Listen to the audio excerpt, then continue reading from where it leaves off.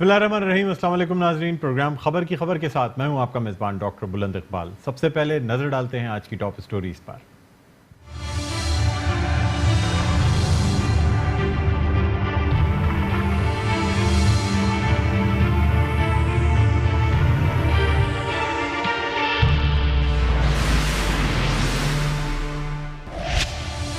Opposition का पेशावर में अवामी ताकत का मुजाहरा, मुल्क भर में जलसे, रैलियां, एहतजाजी मुजाहरे। कराची में बाग जिना में अपोजिशन के जलसे से बिलावल भुट्टो का खिताब, बोले मुल्क में सिर्फ गुर्बत नहीं गरीब निशाने पर है, ताजिर नहीं तिजारत निशाने पर है, सियासतदान नहीं पूरी अपोजिशन निशाने पर है, दहशतगर्द नहीं मजलूम निशाने पर है, आज आइन निशाने पर है, सिलेक्टेड हुकूमत ने जीना हराम कर दिया है। अयाज सादिक का कहना था पेशावर मेट्रो की लागत कई गुना बढ़ गई मगर नैब को नजर नहीं आती। गफूर हैदरी कहते हैं सिलेक्टेड वज़ीर आज़म ने एक साल में एक वादा भी पूरा नहीं किया। एम एल वली ने कहा इंतखाबात में धांधली शाम 5 बजे के बाद शुरू हुई। सिंध के वजीर तवानाई इम्तियाज शेख और जाम मदद अली को मरकजी स्टेज पर जाने से सिक्योरिटी ने रोक दिया। ऊपर जाने की कोशिश में सिक्योरिटी एहलकारों ने कहा कि सर आप लोग देर से आए हैं, नीचे बैठ जाएं। ताखीर से पहुंचने की वजह से स्टेज के सामने कुर्सियों पर बैठ गए। असफंदियार वली, मौलाना फजलुर रहमान, एहसन इकबाल, मुशाहिदुल्लाह खान, आफ्ताब शेरपाव, नैयर बुखारी और दीगर का पेशावर में जलसे से खिताब। कहते हैं अपोजिशन ने इस्लामाबाद की कॉल दी तो हुकूमत को घर जाने से कोई नहीं रोक सकता। हम जेलें भर देंगे मगर हुकूमत को नहीं मानेंगे। अब पूरे मुल्क में इमरान खान सिलेक्टेड नहीं रिजेक्टेड हो गए हैं। हमने एक साल तक बिला वजह भुट्टो को बिलबिलाते देखा, एक राजकुमारी को तड़पते देखा। मानते हैं बजट सख्त था मगर अवाम कहते हैं इन करप्ट लोगों को छोड़ना मत और हम नहीं छोड़ेंगे। हम करप्शन के खात्मे के लिए निकले हैं, किसी जमात को खत्म करने नहीं। फिरदौस शमीम नकवी का इंसाफ हाउस में यौम तशक्कुर की तकरीब से खिताब। खुर्रम शेर जमान ने मुल्क के अवाम को खराज तहसीन पेश करने के लिए करारदाद सिंध असम्बली में जमा करा दी। अवाम ने एक ऐसे शख्स को वज़ीर आज़म मुंतखब किया जो दिन रात काम कर रहा है। करारदाद का मतन।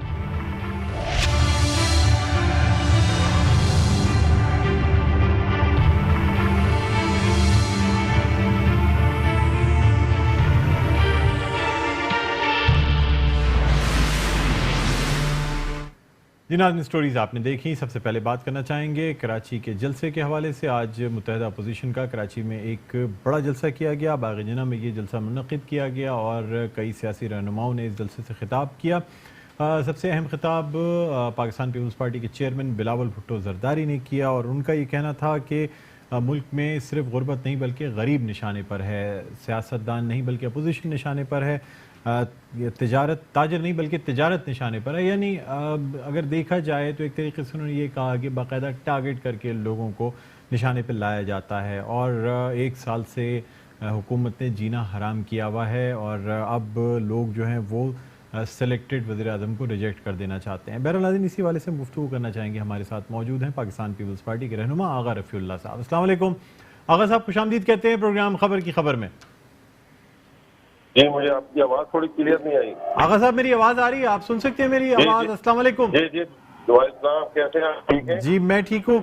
आगा साहब आज जलसा किया गया मुत्तहिदा अपोजिशन का, हम कराची के जलसे के हवाले से पहले बात करना चाहेंगे। बड़ा जलसा था और मुख्तलिफ सियासी जमातों के रहनुमाओं ने शिरकत की। सर, बात जो हुकूमत की जानिब से की जा रही है वो ये है कि चूँकि एहतसाब के अमल से गुजरना पड़ रहा है अपोजिशन के अरकान को, इसलिए ये तमाम बातें की जा रही हैं, जलसे किए जा रहे हैं, जुलूस निकाले जा रहे हैं। मकसद सिर्फ एक है कि एहतसाब ना किया जाए। आप क्या कहते हैं सर? ये तो बिस्मिल्लाहिर्रहमानिर्रहीम, देखें इनकी इतनी नाअक्ली, बेवकूफ़ी और गैर जमहूरी गैर सियासी लोगों की बातों से आप ये अंदाजा लगाएं कि जब कोर्ट के सामने जनाब आसिफ अली जरदारी साहब कहते हैं कि मैं ना बेल के लिए एप्लीकेशन लगाऊंगा, ना ही आप ये 2 दिन 10 दिन की इनको रिमांड ना दें, आप सीधा 90 दिन का इनको रिमांड दें, ये अपनी तसल्ली करें। और वो खुद फरमाते हैं जरदारी साहब कि कोई भी चोर इस मुल्क के नुकसान पहुंचाने वाला बच के ना जाए। इसके लिए हम हाजिर हैं, तैयार हैं। असल जो लोग हैं उसकी तरफ तो कोई जा नहीं रहा है। असल चोर ये थोड़ी है जो ये आपस में, ये असल चोर तो ये जो गवर्नमेंट का चेहरा है इसके पीछे है। वो जो नहीं कहते हैं कि इसके पीछे क्या है, तो ये असल में इसके पीछे जो कुछ है, असल चोरियां, असल धांधलियां, असल इस मुल्क की तबाही तो उस तरफ है। ये बेचारे तो कठपुतली हैं, इनका क्या है?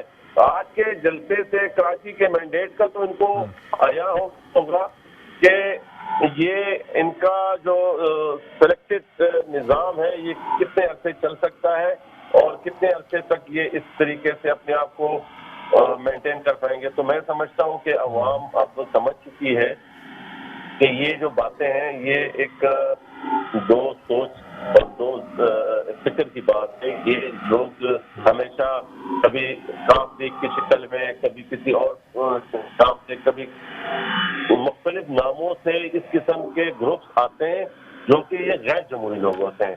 اچھا آغا صاحب یہ بتائیے گا کہ آپ آغا صاحب ایک سوچ کے اگینسٹ ہے, ہم ایک اس نظریے کے اگینسٹ ہے کہ ملک کو بندوق کی نوک پہ نہیں چلایا جا سکتا ہے. ملک کو ہم کہتے ہیں کہ طاقت کا سرچشمہ عوام ہے, وہ بندوق نہیں ہو سکتی, وہ دوست دھمکی جیل اور کیسز نہیں ہو سکتے.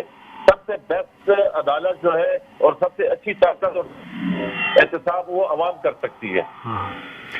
آغا صاحب مجھے یہ بتائیے گا کہ مہنگائی کا تو بالکل کہا جاتا ہے کہ غریب نشانے پر ہے, تاجر نشانے پر ہے. سر میں آپ سے یہ پوچھنا چاہوں گا کہ کیا آپ سمجھتے ہیں کیا پاکستان تحریک انصاف کی حکومت کرپٹ پریکٹسز کا استعمال کرتی رہی ہے اس ایک سال میں, جو حکومت کی 11 ماہ اگر کہے جائیں تو غلط نہ ہوگا؟ سر کوئی کرپٹ پریکٹسز کی گئی ہیں, کوئی کرپشن کی گئی ہے اپوزیشن کے پاس, کوئی ایسا اسکینڈل, کوئی ثبوت ہے اس حکومت کا جو کہ یہ ثبوت ہو کہ حکومت جو ہے وہ کرپٹ پریکٹسز میں انوالوڈ ہے؟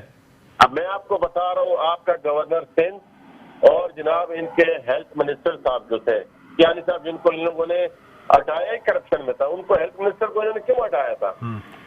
کیا وجہ ہے؟ کیونکہ یہ ایکسپوز ہو گئے تھے. اور اس کے بعد آج پھر دوبارہ وہ کل خان صاحب جو ہے وہ ایک بڑا مارکا مار کے آئے بقول ان کے, اور اس کے پیچھے کون کھڑا تھا. ہم ہمیشہ ان کے پیچھے کی بات کرتے ہیں, یہ جو فرنٹ پہ منافقانہ چہرے ہیں ہم ان کی بات نہیں کرتے ہیں. ہمارا ایشو ہمیشہ ان کے پیچھے والوں کے ساتھ ہے. تو عمران خان کو, نیازی صاحب کو آپ نے دیکھا اسلام آباد ایئرپورٹ پہ, وہی کیانی صاحب جو ہیلتھ منسٹر ہے جو دوائی کے اسکینڈل میں گورنر سندھ اور یہ دونوں انوالو تھے, وہی لوگ ہیں اور وہی لوگ دوبارہ آ رہے ہیں. تو یہ چیزیں تو ابھی ان ابتداء آگے دیکھیں گے اور کیا کیا ان کے آپ کو نخرے اور ان کے کیا کیا کفایت چاریاں نظر آتی ہیں آپ کو, جو یہ کفایت چاری کے نام پر اس ملک کے ساتھ کھیل کھیل رہے ہیں. میں آپ کو دوبارہ کہہ رہا ہوں کہ یہ لوگ نااہل لوگ ہیں اور یہ معصوم اور بالکل وہ جوکر ٹائپ کے ہیں. ان کے پیچھے جو لوگ ہیں ان سے بات کی جائے, ان کو یہ بات عیاں کی جائے کہ خدا کے لیے فیصلہ کریں, اصل جمہوری طریقے سے اس عوام کی نمائندگی کو لے کے آئیں تاکہ مسائل کو ایڈریس کریں. آپ جب ان کٹ پتلیوں کے پیچھے کھڑے ہوں گے مسائل حل نہیں ہوں گے, مسائل بڑھیں گے. آپ جمہوری حکومتوں کے پیچھے کھڑے ہوں اور ایک ادارے کی شکل میں کھڑے ہوں تاکہ اس ملک میں مضبوطی آئے, یہ ملک آگے پلے اور پڑے.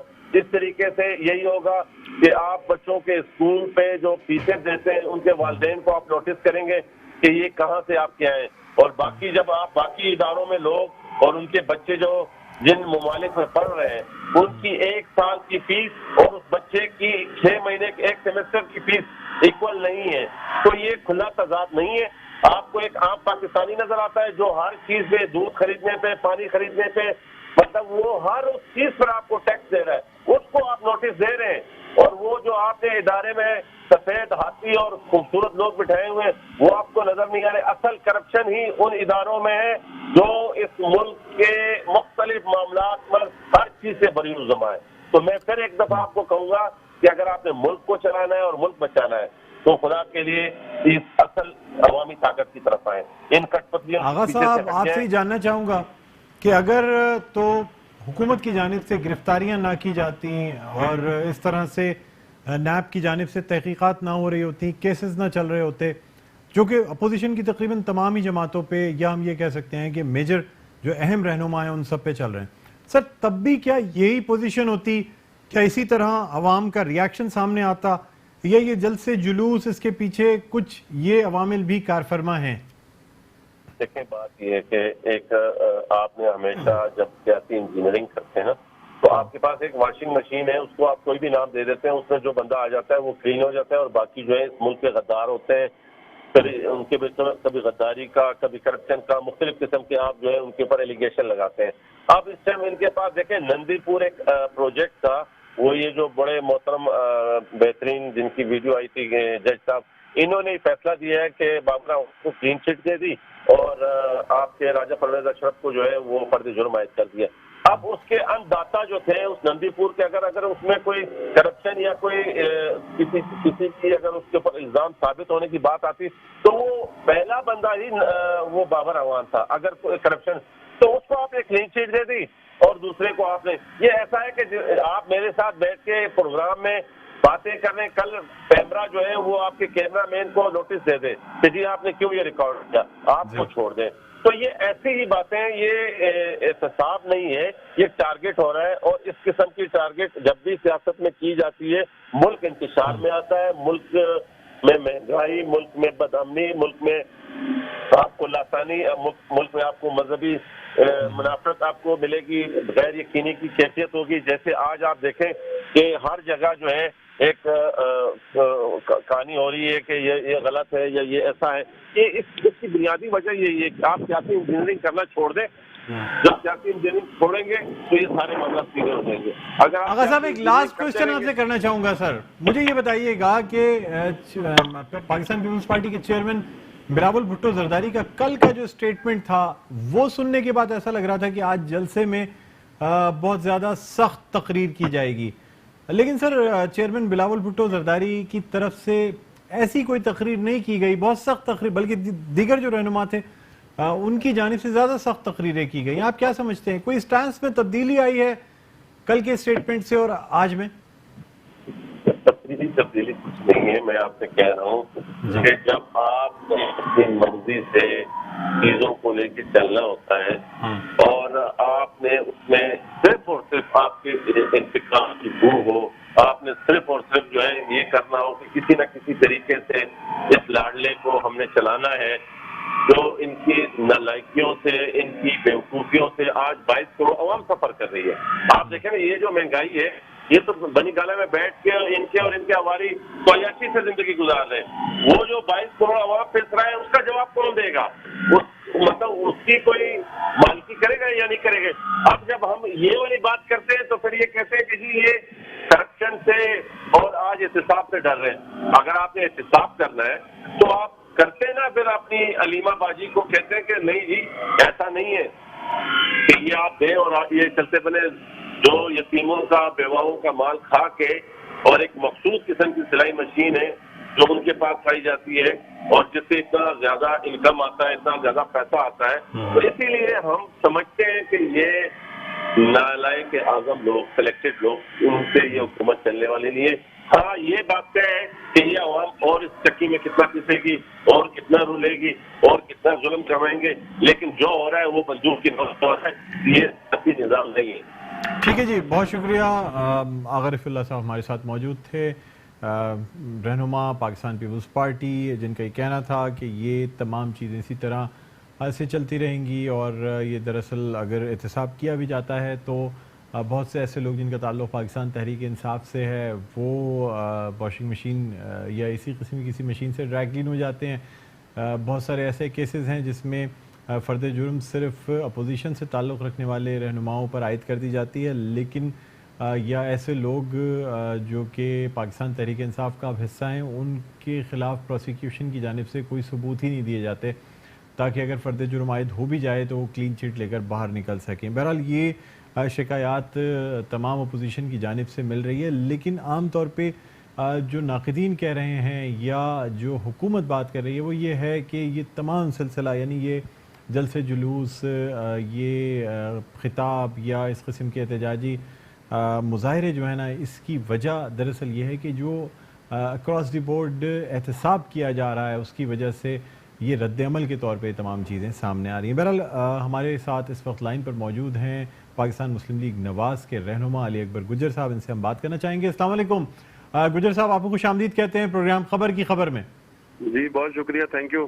جی سر، آج پشاور میں بھی جلسہ کیا گیا، پاور شو کیا گیا، کراچی میں بھی بڑا جلسہ کیا گیا، متحدہ اپوزیشن کا جلسہ کہا جا رہا ہے، کافی سیاسی جماعتوں کے رہنماؤں نے خطاب بھی کیا ہے. سر کیا حاصل کر لیں گے؟ ایم کیا ہے سر؟ مطلب یہ تو کہا جا رہا ہے ہم مانیں گے نہیں، ہم اسلام آباد بھی کال دے سکتے تھے لیکن پھر بھی ہم نے اسلام آباد میں کال نہیں دی جلسے کی. سر مقصد کیا ہے؟ حکومت کو صرف متنبع کرنا ہے، एहतसाब के अमल को रोकना है, रहनुमाओं को जेल से बाहर निकालना है, या और इसके अलावा कोई मकसद भी है? मेरी बात सुने। तो देखिए, हमें रहनुमाओं को जेल से निकालने की बात नहीं है कि हम तो ब्लैकमेलिंग कर रहे हैं, ऐसा मैटर नहीं है। लेकिन ये 1 साल हो गया, आज 25 जुलाई को 2018 को इलेक्शन हुए थे, आज 25 जुलाई 2019 है। तो आज जो इस इमरानी हुकूमत ने जो आमरीत के दौर में भी जो कुछ नहीं हुआ था, आज आप अपने खुद आप देखें कि मीडिया पे कौन सी पाबंदियां, लोगों को बोलने की इजाजत नहीं है, महंगाई इस मुल्क में किस तरह से हो रही है, लोगों को घर देने की बजाय लोगों के घर तोड़े जा रहे हैं। यहाँ कोई एक ऐसा कोई काम बता दें इस गवर्नमेंट ने जो किया हो, जो आवाम की फलाह और बहबूद के लिए किया हो और इस मुल्क और कौम की बेहतरी के लिए जो कोई काम किया हो। और खान साहब की तो आपको पता है जो स्टाइल है, जो अमेरिका में जाके जो कुछ करके आए, वहाँ पे क्या क्या बात की और क्या क्या चार्जशीट देकर आए वहाँ पे, और अपने मुल्क के खिलाफ पता नहीं इनके पीछे क्या, इनका अपना फलसफा है, पीछे क्या उनको पूछने वाला। तो फिर जब ईरान जाते हैं तो पाकिस्तान के बारे में कुछ अलग बात करते हैं, न्यूयॉर्क टाइम को जब वो अपना इंटरव्यू देते तो क्या बात करते हैं, फिर अमेरिका जाके वहाँ पे क्या बात करते हैं। अभी जो की उन्होंने बताया कि उसामा बिन लादेन जो था वो सारा हमारे सारे का सारा पाकिस्तान की एजेंसियों के ऊपर लगा दिए, इल्जाम लगा दिए कि हम ट्रेन करते रहे दहशतगर्दों को। ये क्या करना चाह रहे हैं इस मुल्क के साथ? हमने 1 साल हम लोगों ने सबने देखा है, हमारी लीडरशिप सारी की सारी तकरीबन जेलों में डाली गई है। हमें इससे कोई फर्क नहीं पड़ता कि आप ये लोग सोचते हैं कि हम जेलों में लोगों को डाल के लीडरशिप को, लोगों के खिलाफ धमकियां देकर लोगों को हम आप ये तहरीक को रोक लेंगे, ऐसा नहीं हो सकेगा। ये जंग जो आवाम की बेहतरी के लिए है, ये आइन कॉन्स्टिट्यूशन की जंग है और जमहूरियत की बहाली की जंग है। ये तो आमरीत का दौर आप बेहतर समझते हैं, इसमें मुझे दिखता है कि ये क्या कर रहे हैं, इनका क्या करेक्टर क्या है, साल में कुछ कोई चीज है इसके पास कोई ऐसी पहले जो आवाम के लिए कुछ किया हो। तो इसलिए कि हम सारी अपोजिशन पार्टियों ने जो पावर शो नहीं की और लोग साथ खड़े हुए हैं। आप देख ना आपके कोयटा में जो कितना बड़ा जलसा था, पेशावर में था, लाहौर में अभी चल रहा है, कराची में अभी खत्म हुआ है, थोड़ी देर पहले हम वहाँ से निकले हैं। तो लोग जो हैं वो आज जाग चुके हैं, कौम जाग चुकी है, इंशाल्लाह इनके खिलाफ खड़ी होगी। गुजर साहब, जो जलसों में बात की जाती है ना सर, आपकी क़यादत जो बात करती है, जलसों में जो ज्यादा वेटेज दिया जाता है वो इस बात को दिया जाता है कि हम पे जुल्म किया जा रहा है, हमें जेलों में डाला जा रहा है, हमसे हमारे गिर्द घेरा तंग किया जा रहा है, एहतसाब की नाइंसाफी है, इंतकाम लिया जा रहा है। सर, अवामी मसाइल पे मैं आपसे एक बिल्कुल क्लियर कट, आप कोई भी तकरीर किसी भी लीडर की उठा के देख लें, पाकिस्तान मुस्लिम लीग नवाज के, सर उसमें 70 to 80% बातें जो हैं वो जेल, एहतसाब, नैब, जजेस, इन हवाले से बातें की जाएंगी। सर, अवाम के मसाइल पे तो सिर्फ 10 से 20% बात की जाती है। तो सर, मकसद तो जलसों का, जुलूसों का यही नजर आ रहा है ना कि जो मेन मकसद है वो ये है कि चूंकि आपकी जो आप अपनी बातों में भी कह रहे हैं कि आपकी क़यादत को जेलों में डाला हुआ है और इस वजह से जो है ना आप लोगों को तकलीफ है। जलसे में कहा गया कि 1 साल से हुकूमत ने जीना हराम किया हुआ है। तो सर, मेन मकसद अपने लीडरान को जेलों से निकालना है या सर हुकूमत के खिलाफ और कोई आपका मेन मकसद है? नहीं, देखिए मेरी बात सुनिए, मैं आप इससे देख लें कि अभी राणा सनाउल्लाह साहब को तो जेल में उन्होंने बंद किया है, कोई शर्म का है, कोई थोड़ी बहुत हया है अभी लोगों को। यार, एक जिम्मेदार आदमी हमारे सूबे का सदर है, MNA पार्लियामेंटेरियन साहब का वजीर कानून है, हमारी हुकूमत रही है सालों साल से वहाँ पंजाब में। आपने क्या घटिया इल्जाम लगाया उनके ऊपर कि उनकी गाड़ी से गिरफ्तार बरामद कर दिया आपने अब्बासी साहब के ऊपर क्या इल्जाम लगा रहे हैं आपने? इन्होंने इस मुल्क की खिदमत की है। शहबाज शरीफ के ऊपर आप करप्शन की बात करते हैं, उन्होंने वो ये पाकिस्तान के पैसे को लुटाया, ये कोई शर्म की बात है? नवाज शरीफ ने इस मुल्क के लिए, इस मुल्क को डूबते हुए, तबाह होते हुए मुल्क को बचाया और उसके ऊपर आप इल्जाम लगा के उसको जेल में बंद कर रहे हैं। जब ये रोशनियाँ 18-18 घंटे बिजली बंद होती थी यहाँ पे, तो वो उनको जब हमने 12,000 मेगावाट बिजली लगाई है, 1700 किलोमीटर मोटरवे बनाए हैं, कराची में दहशतगर्दी जो थी आपके सामने है, पाकिस्तान में क्या हालात है। लेकिन आप चीजों को देखें नहीं कि इनके ये काम किया है, पाकिस्तान को एटमी ताकत बनाया, CPEC किया है, वो इनसे पूछे कोई काम तो करके बताएं। ये इल्जाम से नहीं होगा, उसके ऊपर इल्जाम लगाए, पनामा लेके आए, तो वो कहाँ चला गया पनामा? तो कुछ साबित आप नहीं कर सके, आप आगे भी नहीं कर सकेंगे। आप पूरी क़यादत को आप इंतकाम करने के लिए लोगों को ये आपने एजेंडा बना लिया है। भाई, लोगों को काम चाहिए, लोगों को अब खाने के लिए रोटी चाहिए, लोगों को मामला चाहिए, ऐसा नहीं होगा मेरे भाई। लेकिन हमें इस पे कोई खौफ नहीं है कि वो लोगों को जेलों में डालने से। देखें ना, राणा सनाउल्लाह साहब की अगर बात करते हैं तो माजी में भी उन पे FIR कटती रही हैं और कुछ ऐसे वाक़यात हुए, लाहौर मॉडल टाउन का वाक़या हो या और ऐसे दूसरे वाक़यात हुए जिसमें उनकी शख्सियत मुतनाज़ा रही है। اس کے علاوہ قطع نظر اس کے کہ یہ جو الزام لگایا گیا سر، یہ تو اب عدالت میں کیس ہے تو اس لیے ہم اس پہ کوئی کمنٹ نہیں کر سکتے. شاہد خاقان عباسی صاحب کے حوالے سے سر مجھے یہ بتائیں کہ کیا آپ سمجھتے ہیں پاکستان میں کوئی شخص کسی شخص کی اتنی آمدنی ہوتی ہے کہ وہ اپنی پرائیویٹ ایئر لائن بنا سکتا ہے اور ان تمام چیزوں کو اس طرح چلا سکتا ہے بغیر اپنے ذرائع سے تجاوز کیے بغیر؟ نہیں نہیں، میری بات سنیں، وہ اگر پرائیویٹ ایئر لائن بنانا یار لوگوں کا حق ہے، لوگوں کو کاروبار نہیں کرنا چاہیے وہاں پہ. سر وہ جتنا بڑا کاروبار ہوتا ہے سر اس کے لیے اتنے ہی زیادہ پیسے چاہیے ہوتے ہیں. حق تو سب کا ہے سر، لیکن ہر شخص اپنے والیوم کے حساب سے کاروبار کرتا ہے. بھائی ان کا بیک گراؤنڈ دیکھ لیں، ان کا عباسی صاحب کا بیک گراؤنڈ آپ جانتے ہیں، ذرا تھوڑی اسٹڈی کریں ان کے فیملی کا، ان کے والد کا اسٹڈی کر لیں، آپ کو ان کی ہسٹری کا پتہ چلے گا. اور میاں نواز شریف کے 1936 میں انڈسٹریل ہسٹری ان کا آپ بنا لیں گے. جو کنگلے جو آئے ہیں اللہ معاف کرے، جو ایک نااہل وزیر اعظم ہے، سلیکٹڈ وزیر اعظم نے کیا کیا ہے اس میں، کس کا تو اپنا کیا تھا، ان کے والد صاحب کا کیا کرتے تھے، کس طرح سے تھے، آپ ان کے کیا پرفارمنس ہے اس کے لیے، ملک کے لیے. آپ یہ لوگ الزامات لگاتے ہیں جو کبھی بھی اپنی ایک بات کے اوپر کھڑے نہیں ہوتے. یہ کبھی انہوں نے کچھ کہتے ہیں، صبح کو کچھ ہوتے ہیں، دوپہر کو کچھ ہوتے ہیں، رات کو کچھ ہوتے ہیں، اور بات یا کیا بات کرتے. کوئی مجھے آپ بچپن میں بتائیں نا کوئی ایک بات جو کی ہے انہوں نے کبھی اس کے اوپر اسٹینڈ لیا کبھی ایسے. گجر صاحب ایک سوال آپ سے کرنا چاہوں گا بڑا بنیادی سر، باقی ساری چیزوں کو چھوڑ دیں. آپ نے کاروبار کی بات کی، شریف فیملی کا سب سے اہم کاروبار ان کی فاؤنڈریز ہے نا، لوہے کا کام ہے جو رہے ہمیشہ سے سالہ سال سے سر، آبائی کام ہے نا ان کا، یہ فاؤنڈریز کا 1936 میں ان کا انہوں نے فاؤنڈنگ کی بنیاد رکھی. بالکل سر، ان سے زیادہ کامیاب لوہے کے کاروبار میں میرے خیال میں پاکستان میں کوئی نہیں رہا ہوگا. سوری، ان سے زیادہ کامیاب لوہے کے کاروبار میں، فاؤنڈری کے کاروبار میں کوئی نہیں رہا ہوگا نا سر. نہیں تو وہ جو محنت کرے گا اور بھی لوگ ہیں. بالکل سر، 5 سال اقتدار آپ کے پاس رہا میاں نواز شریف صاحب اور ان کی فیملی کے پاس. سر میں یہ پوچھنا چاہوں گا، پاکستان اسٹیل ایک ادارہ چھوٹا سا، میں اگر ایک کام کا ماہر ہوں، اگر میں اس ٹی وی فیلڈ مجھے تھوڑی بہت آتی ہے، تو میں یہ تو نہیں ہو سکتا نا جو چیز میرے اپنے انڈر موجود ہو میں اسی کا بیڑا غرق کر دوں. سر 5 سال پاکستان اسٹیل کا بیڑا غرق ہو گیا. اس کی بھٹیاں جس وقت بجھیں گی اس وقت پاکستان اسٹیل ختم ہو جائے گی سر. اس کی اراضی، اس کی تمام چیزیں سر، ایک حکومت اس کو بیچنے جا رہی تھی، اگلی حکومت نے اس کو بیٹھا دیا. پاکستان اسٹیل چلے گی تو پرائیویٹ فاؤنڈریز پہ کون وہاں سے لوہا اٹھائے گا؟ سر کیا مطلب، جو ایکسپرٹ جس کام میں جو فیملی ہو، جو گلف میں جا کے اسٹیل مل لگاتے ہوں، جو سعودیہ میں جا کے لگاتے ہوں، وہ اپنے ملک میں وزیر اعظم ہوتے ہوئے ایک اسٹیل مل نہیں چلا سکے. سر اس بات کا مجھے جواب دے دیں سر. میری بات سنیں، دیکھیں آپ بڑی اچھی بات آپ جو کر رہے ہیں، بڑی اچھی باتیں کرنا ہے. بھائی یہ 2013 سے پہلے کے پاکستان کے مسائل کو تو ذرا دیکھ لیں. پاکستان کے مسائل کیا تھے جب پاکستان کے اندر پورے پاکستان میں خود کا حملہ دہشت گردی تھی. 70,000 لوگ ہمارے اس قوم کے 70,000 لوگ شہید ہوئے اس دہشت گردی میں. اور کراچی شہر میں اس ملک کے سب سے جو بزنس ہب تھی، شہر میں کیا حالت تھی وہ آپ میں سے بہتر سمجھتے ہیں. اور آپ کی جو انڈسٹری جو تھی پوری بند ہو چکی تھی. 4,500 ہزار انڈسٹری تھی جو پاکستان میں بند ہو چکی تھی، 0% پہ جا چکی تھی. اور آپ کے پاور سیکٹر میں آپ کے پاس کوئی کام نہیں تھا. بے روزگاری کی جو انتہا ہو چکی تھی. آپ کا اسٹاک ایکسچینج بیٹھ چکا تھا. آپ کا فارن ریزرو جو آپ کے ریزرو تھے وہ کس طرح کہاں پہ تھے. 13 میں جب ہماری حکومت آئی تو ہم نے تمام اداروں کی جو حالت تھی، ریلوے کو ہم نے کھڑا کر دیا. وہاں پہ دیکھیں نا، اس کو کھڑا کیا ہم نے اللہ کی رحمت سے. اور بھی لوگوں کو بجلی پاور پروجیکٹ میں ہم نے کام کیے یا واٹر ویز بنا کے دیا. اس ملک اور قوم کی بہتری کے لیے کام کیا. لیکن ایشوز اس طرح ایک ایشو تو ہے تو مثال سال بنا ہوا تھا پاکستان سے. اللہ کا شکر کہ ہم نے خوشحال اور چلتا ہوا. گجر صاحب جو میرا سوال ہے اس کا جواب مجھے نہیں آپ دے رہے سر. مجھے سارا کچھ پتا ہے، ریلوے کو کامیاب کر دیا، انڈسٹریاں کھڑی کر دی. میں سر اداروں کی صرف ایک ادارے کی بات کر رہا ہوں، پاکستان اسٹیل، جو کہ آبائی کاروبار ہے. بھائی اس میں ادارے میں جو چھوڑا کتنا تھا، لیکن ہم 1 بائی 1 کر کے لوگوں کو اپنے اداروں کے پر کام بھرتی کر رہے تھے. لیکن آپ نے کام کہاں کرنے دیتے. 1 سال پہلے تو 28 جولائی 2017 کو میاں صاحب کو آپ نے اتار دیا. 1 سال 1.5 سال آپ نے ان کے اوپر کیس چلاتے رہے. آپ نے کب موقع کبھی کام کرنے کا دیا؟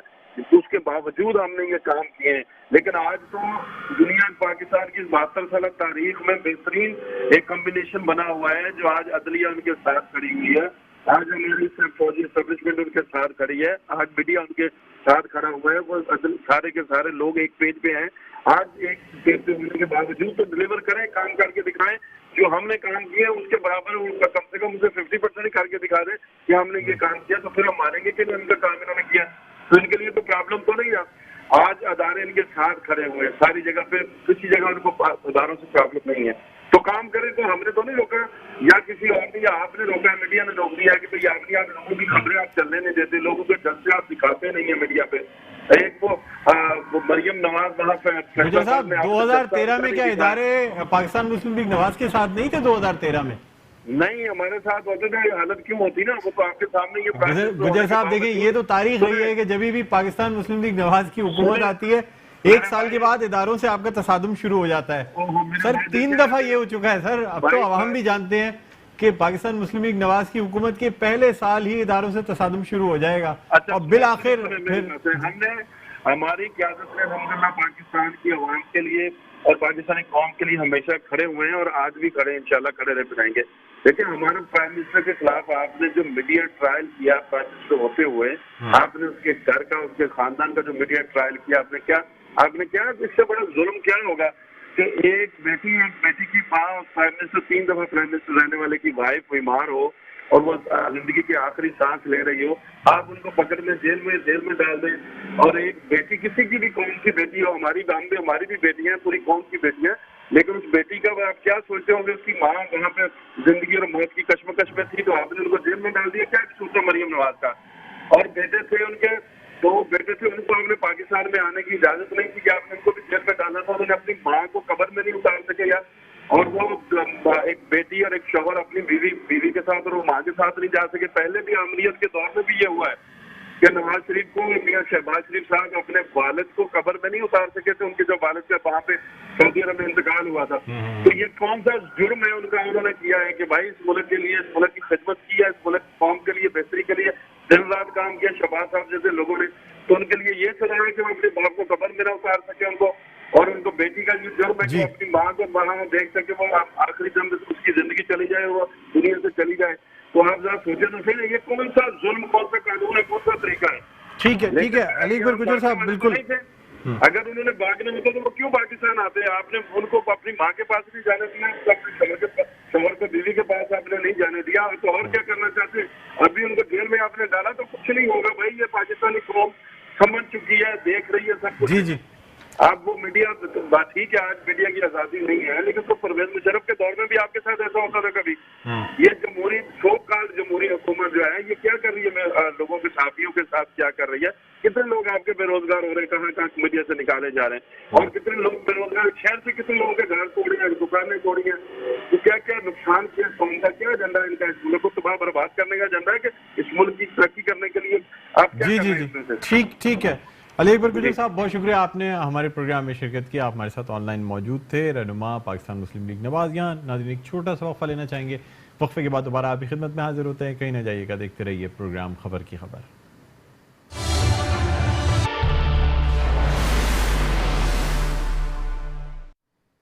جی ناظرین, ویلکم بیک. ایک دفعہ پھر آپ کو خوش آمدید کہتے ہیں پروگرام میں خبر کی خبر. میں ہوں آپ کا میزبان ڈاکٹر بلند اقبال, اور بریک پہ جانے سے پہلے ہم بات کر رہے تھے اپوزیشن کے جلسے کے حوالے سے. اگر ہم ان تمام جلسے جلوسوں کی بات کرتے ہیں تو چند روز قبل پاک سرزمین پارٹی نے بھی ایک بڑا جلسہ کراچی میں کیا, اور کافی دنوں سے اس کی تیاریاں کی گئیں. اس کے بعد اس جلسے کا انعقاد کیا گیا.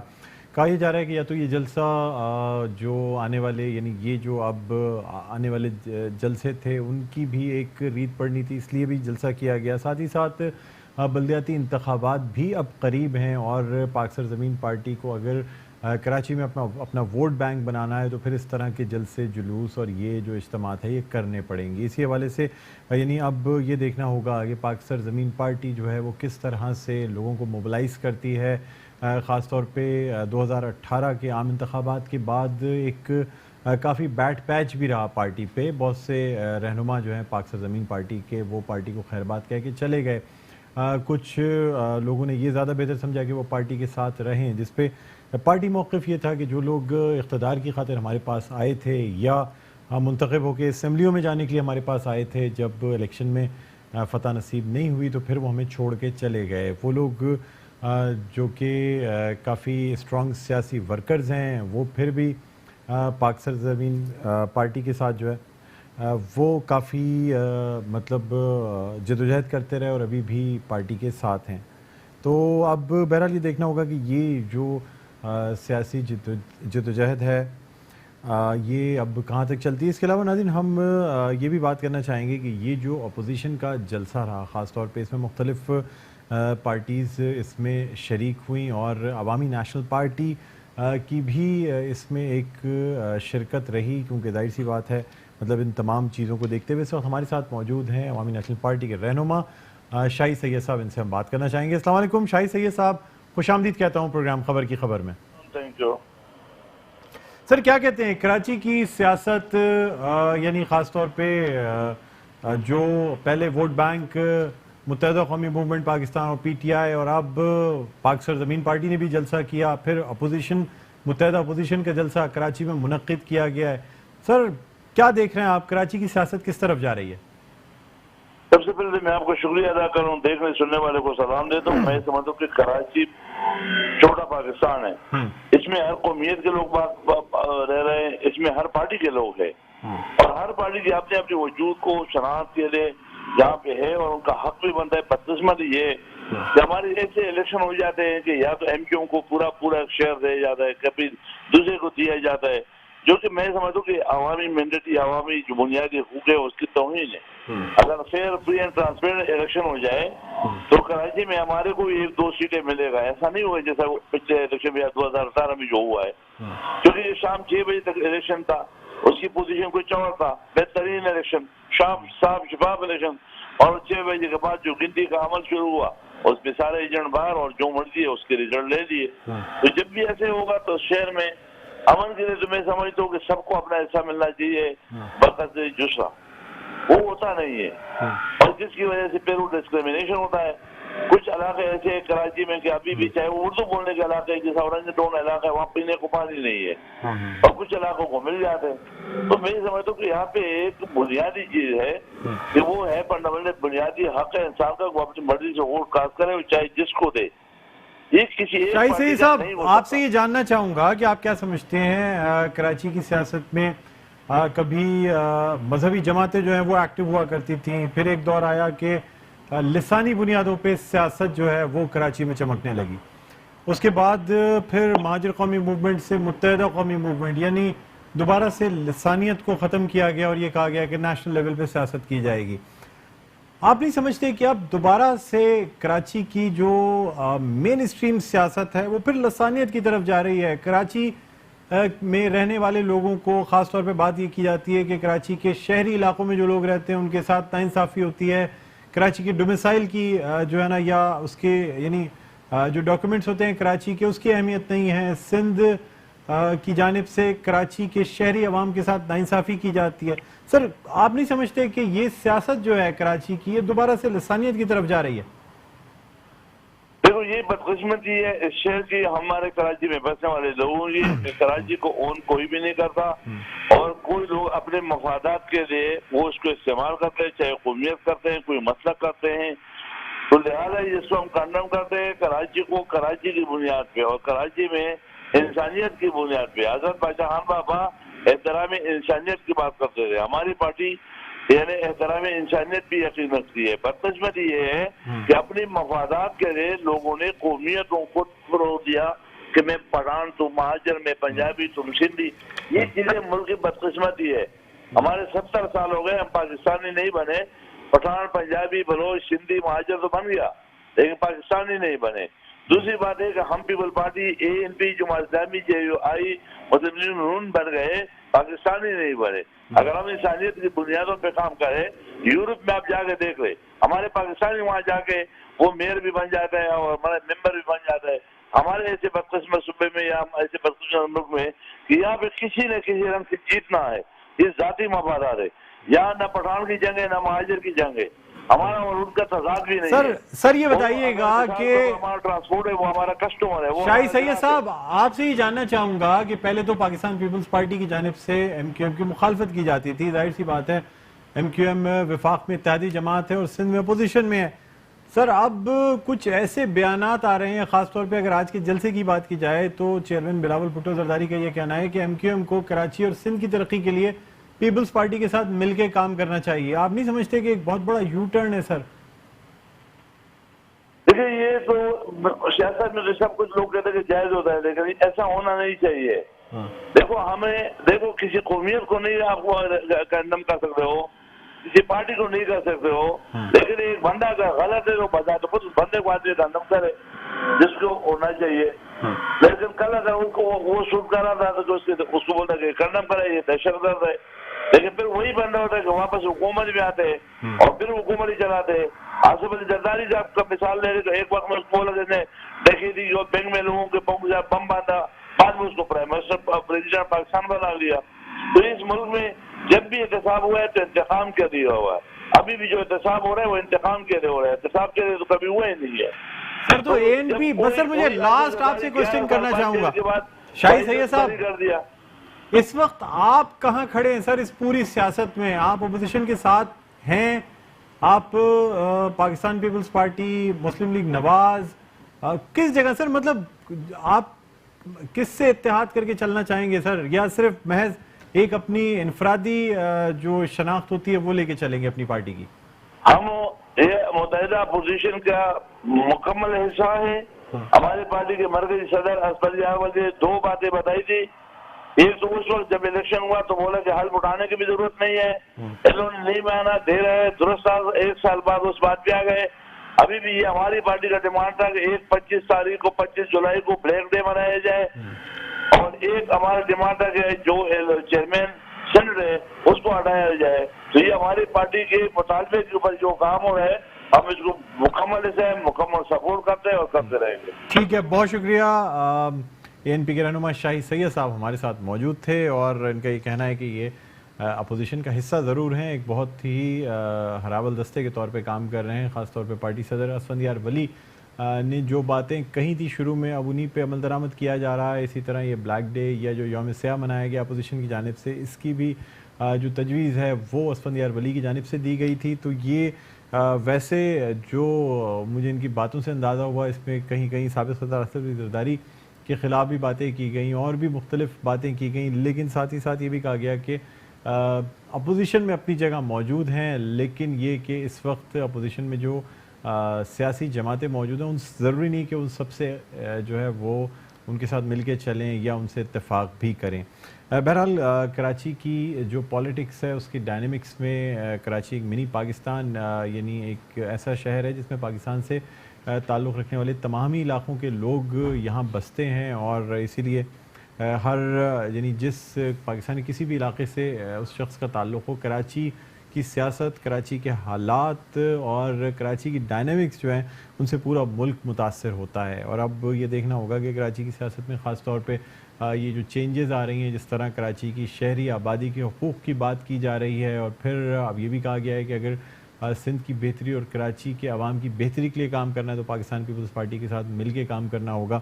اب اس پیشکش پہ کہاں تک عمل درآمد کیا جاتا ہے، کیونکہ ہم یہ بھی دیکھ رہے ہیں کہ پاکستان تحریک انصاف کی جانب سے مسلسل وعدے تو کیے جاتے ہیں متحدہ قومی موومنٹ پاکستان سے، لیکن اب تک وہ وعدے وفا نہیں ہو پائے ہیں، چاہے وہ کراچی کے ڈیولپمنٹ ورکس کی بات ہو یا وزارتیں دینے کی بات ہو یا کراچی کی شہری عوام کے حقوق کی بات کی جائے. تو اب تک کوئی چیز، کوئی اس قسم کے وعدے جو ایم او یو میں موجود تھے متحدہ قومی موومنٹ پاکستان اور پاکستان تحریک انصاف کے، اس پہ خاص عمل درآمد نہیں ہوا. یہی وجہ ہے کہ متحدہ قومی موومنٹ پاکستان اکثر ناراضگی کے شکار بھی نظر آتی ہے، جسے منانے کے لیے اکثر پاکستان تحریک انصاف سے رہنما آتے بھی ہیں، اور کبھی کبھی متحدہ قومی موومنٹ پاکستان کا وفد بھی جاتا ہے، وزیر اعظم عمران خان سے بھی ملاقات ہوتی ہے. بہرحال ناظرین، اب وقت بتائے گا کہ یہ جو سیاست ہے یا آج کے جلسے کے بعد یا ان چیزوں کے بعد ڈائنامکس کتنے چینج ہوتے ہیں یا یہی رہتے ہیں. بہرحال ناظرین، ہمارے پروگرام کا وقت اب ختم ہوتا ہے. مجھے بلند اقبال کو اجازت دیجیے. زندگی رہی تو انشاءاللہ پیر کے دن دوبارہ آپ سے ملاقات ہوگی. اپنا بہت خیال رکھیے گا. اللہ حافظ.